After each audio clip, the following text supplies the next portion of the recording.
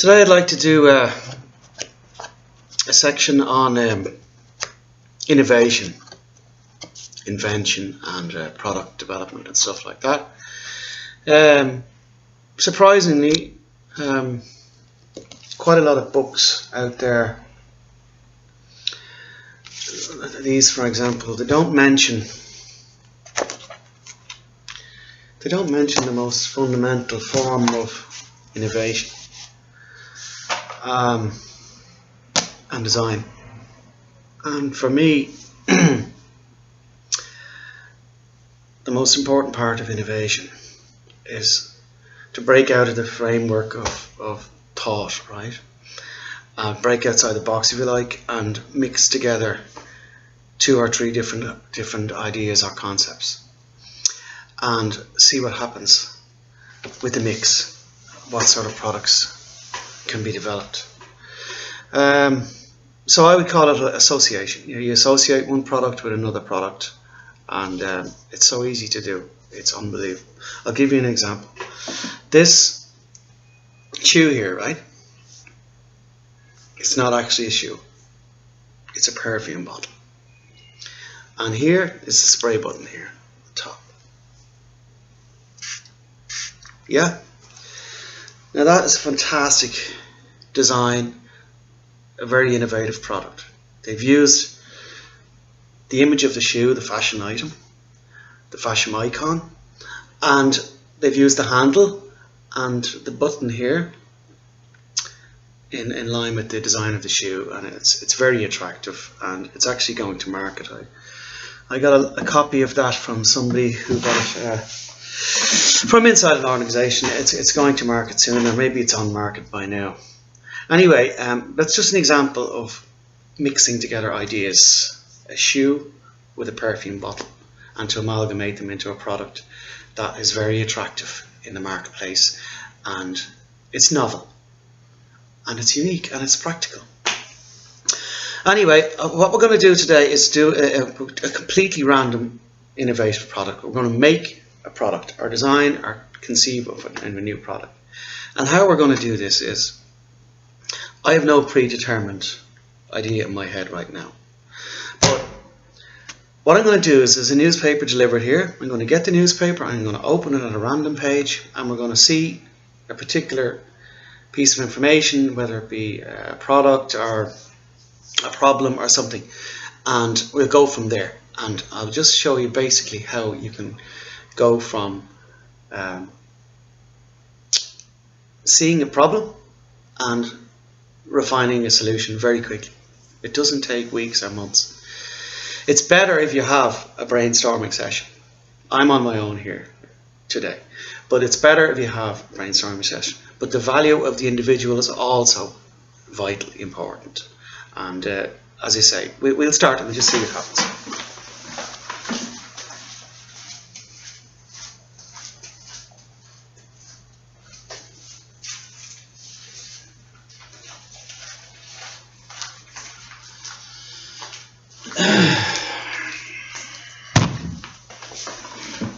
Now this newspaper has just been delivered to the door. I haven't opened it yet, but I'm just going to open at random to see what the look at.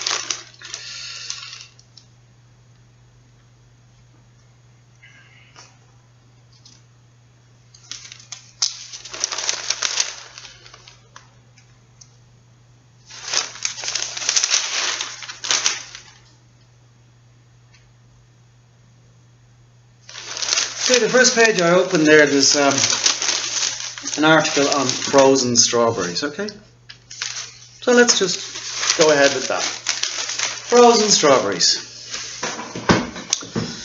Now,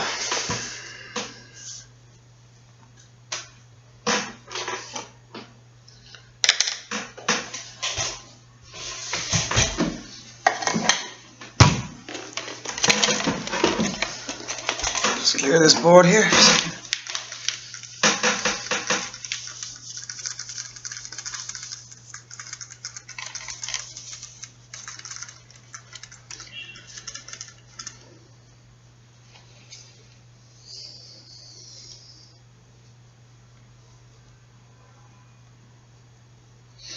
button popping open at the wrong time.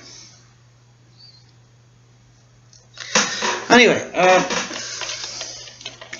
so we write this down. Frozen strawberry.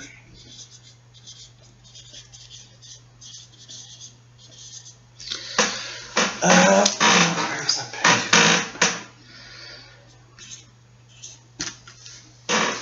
Okay, we'll leave this here.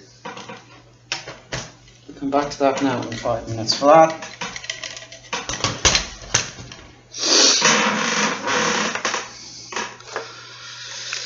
Now, I'll just get that page back.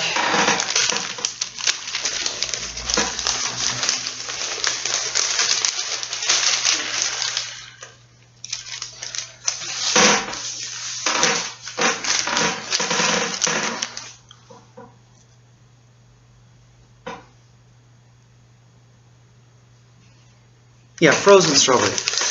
Now, the spelling is wrong there, my friend. Just put a Y there.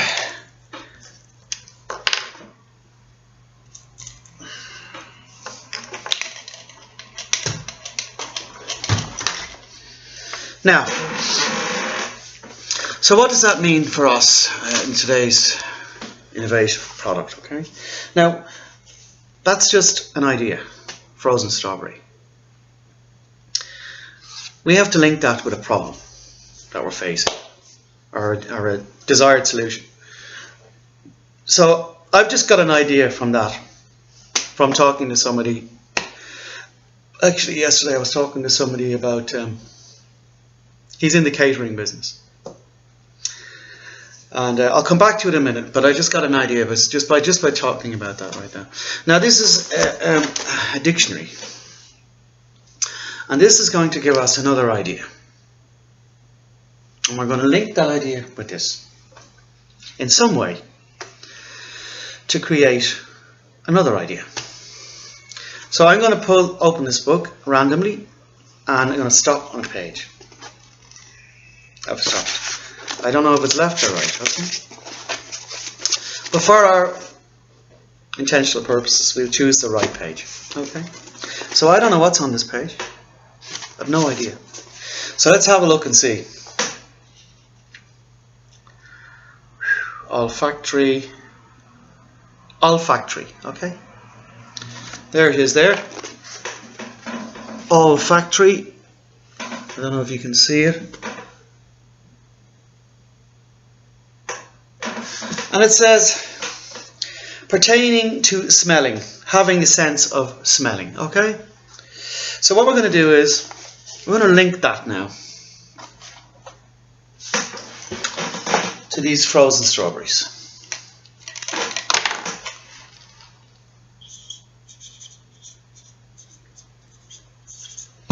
Smelling, okay? Now, what we got to do now,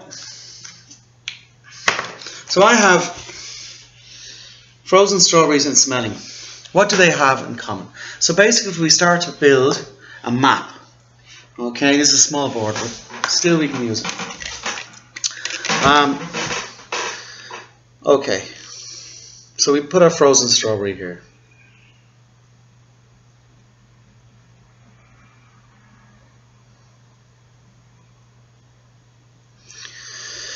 And the more colour and everything you make, that's like, this is a strawberry, okay.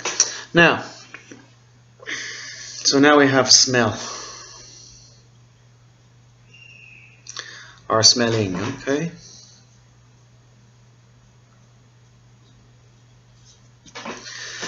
Okay, so the idea of refrigeration, if you refrigeration, and getting ideas. I'll just give you an example.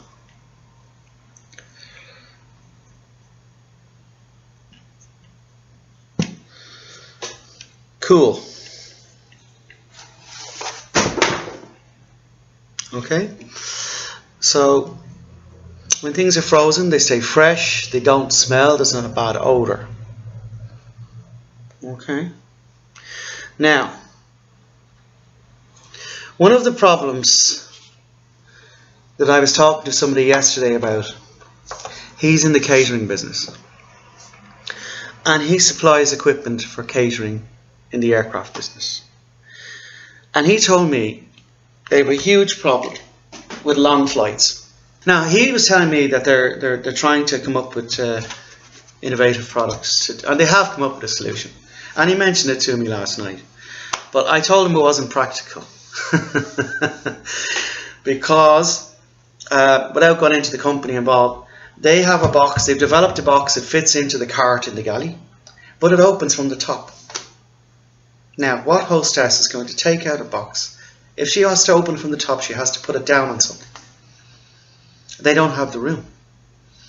So that's the biggest error they've made as regards this box. There's no way an open box, if you have to open the top of a box, you have to slide it out of the cart, put it on something else, and then open. So you need a countertop. That's the first thing I noticed. Anyway, I think we'll use that link yesterday with the galley cart. I'm going to put it down here.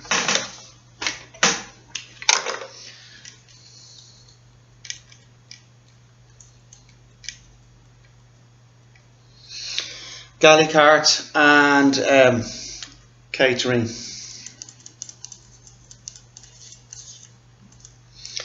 Aircraft business. Okay, food. So you get the general idea. It's just a couple of words around here, but I already have an idea because we now have we have a problem. Food is not being kept fresh on long flights. There is an attempt made, and it's a reason. People are not complaining, and airlines are reasonably happy, but we could do much more. Okay, so let's talk about the galley cart, and perhaps this frozen strawberry and the idea of smell, which is basically has brought us back to this point of keeping food properly refrigerated in a flight. So how do we do that? Okay, it might be easier if I just get a sheet of paper here.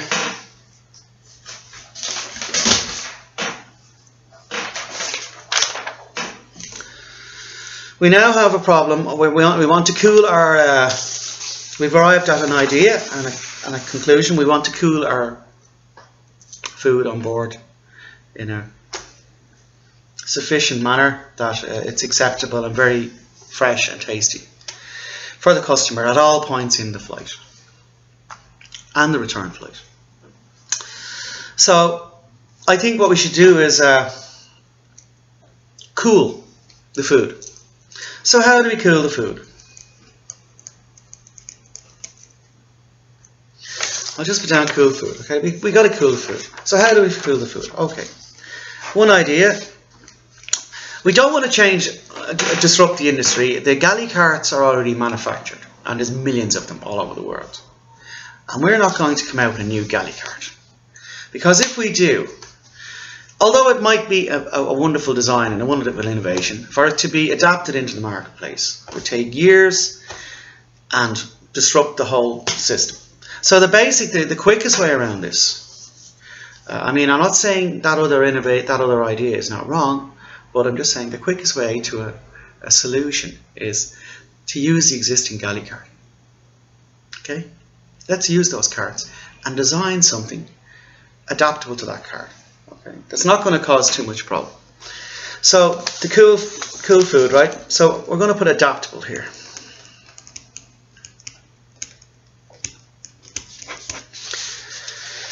Adaptable, and it must be convenient, yeah?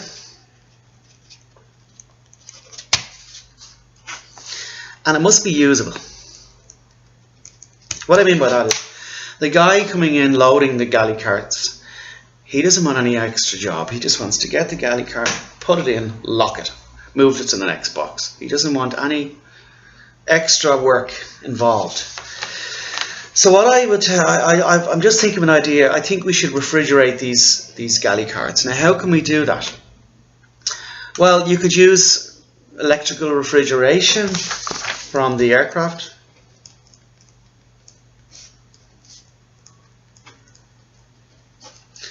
Electrical refrigeration.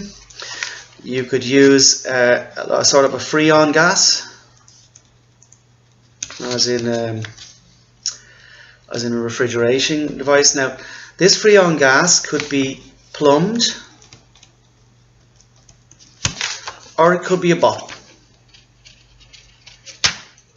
So I'm just giving you ideas here. We need to cool the food. It needs to be adaptable, usable, and convenient for the loaders. The choices really at the moment, anyway, obviously we haven't thought too much, but as electrical, freon gas, plumbed by the aircraft, supplied by the aircraft, or we have a choice of using a gas in a bottle. Now, if you think about it, can we design a cartridge, yeah, with stacks, with trays inside, that has an adaptable little bottle, right? And the bottle is charged at the catering outlet with a cold gas, and the pipes. I'll just draw an example that I'm getting in my head. It's just an idea, right? On the back of this paper here,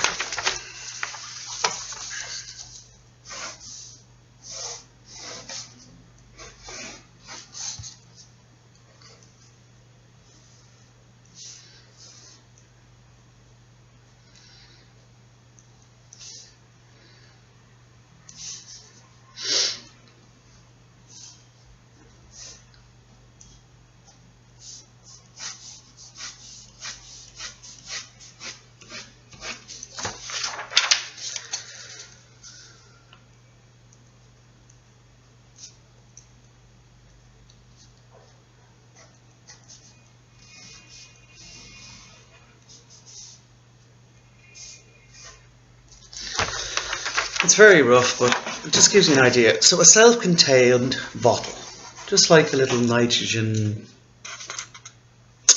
cartridge. And this gas here is pressurized, right? It's self-contained on the unit, right?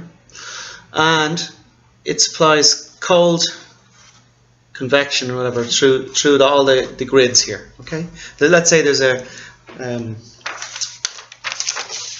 tray like this.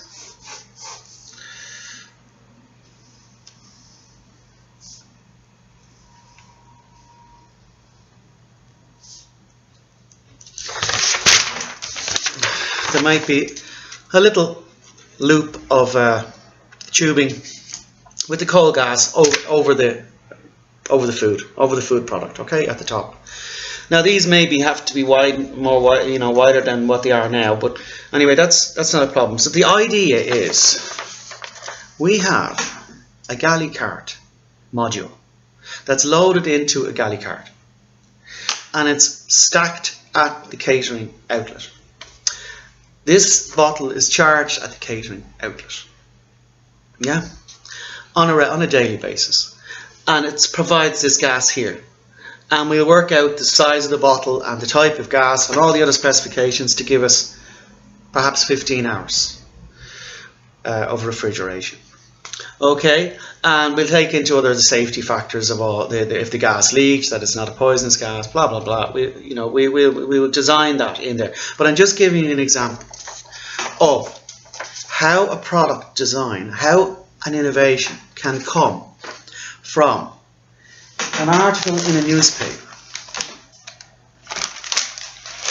a book, a word from a book, mixed together with a conversation I had yesterday of somebody else. That's just me and three things. So you can imagine the power of using these techniques in a group, analysing with the individual, and coming up with very unique, powerful ideas that maybe 95% of them are not practical. But the 5%, and this is the very important thing about innovation, it's how you vet. You need good people to vet the product, to think about the development and the development costs,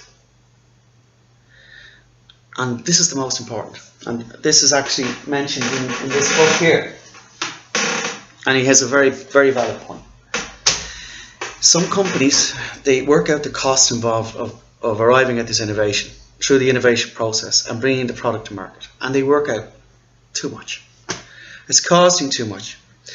But they're forgetting the cost to the company of not developing a product. So they think that they're going to stay steady for the next 5 years in the environment we're in now, with everything changing rapidly every 6 months.